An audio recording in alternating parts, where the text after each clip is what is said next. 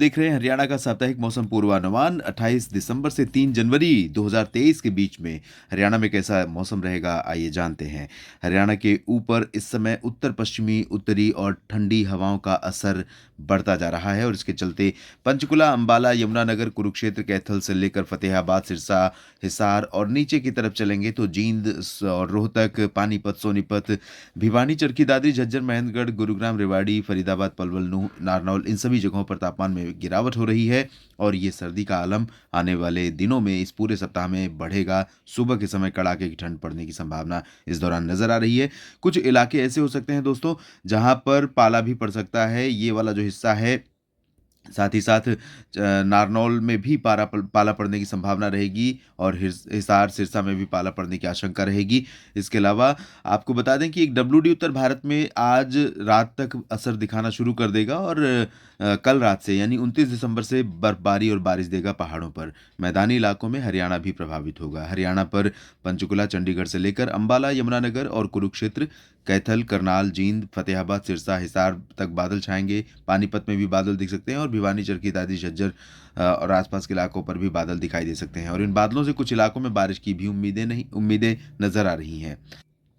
वैसे मॉडल बहुत ज़्यादा प्रेडिक्ट नहीं कर रहा है, लेकिन मेरा मानना है कि हिसार और फतेहाबाद, कैथल, कुरुक्षेत्र, अंबाला, पंचकुला, यमुनानगर, ये जो उत्तरी हिस्सा है, इन भागों में कुछ स्थानों पर बारिश की गतिविधियां देखने को मिल सकती हैं। थोड़ी बहुत बारिश होगी, बहुत ज़्यादा चांसेस नहीं है, लेकिन लाइट रेन इन भागों में हो सकती है कल यानी 29 दिसंबर को। और उसके बाद 30 दिसंबर को पंचकुला, यमुनानगर, अंबाला, कुरुक्षेत्र में भी 29 दिसंबर यानी 30 दिसंबर को भी बारिश यहाँ पर देखने को मिल सकती है। उसके बाद जब WD आगे मूव कर जाएगा तब यहाँ पर वेदर क्लियर हो जाएगा और दक्षिणी हिस्सों में महेंद्रगढ़, रेवाड़ी, झज्जर और फरीदाबाद, पलवल, नूंह, गुरुग्राम, इन भागों में बादल दिखाई दे सकते हैं 29 और 30 दिसंबर के बीच में, 29 को बेसिकली, लेकिन बारिश की उम्मीदें इन भागों में नहीं नज़र आ रही हैं। तो ओवरऑल अगर देखें तो ज़्यादातर जगहों पर इस सप्ताह थोड़ी बहुत वर्षा होने की संभावना दिख रही है और उसके बाद जब WD आगे निकल जाएगा, सर्कुलेशन भी जो मैदानी इलाकों पर बारिश देने वाला है वो निष्प्रभावी हो जाएगा,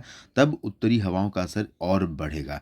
यानी कि ये अनुमान है कि 31 दिसंबर से लेकर 1, 2, 3 जनवरी के बीच में उत्तरी हवाओं का फ्लो अगर लगातार बना रहता है तो तमाम शहर ऐसे होंगे, पंचकुला से लेकर सोनीपत तक और रोहतक, भिवानी, चरखी दादरी, सिरसा तक, जहां पर भीषण सर्दी पड़ सकती है। यानी अभी तक जो आपने सर्दी इस साल की देखी है, इस सीज़न की देखी है 2022 और 23 की, क्योंकि सर्दी एक साल की नहीं होती, सर्दी ऐसे वक्त में पड़ती है जब हमारे जो काउंटिंग है वर्षों की, उसकी गणना मतलब बदल रही होती है।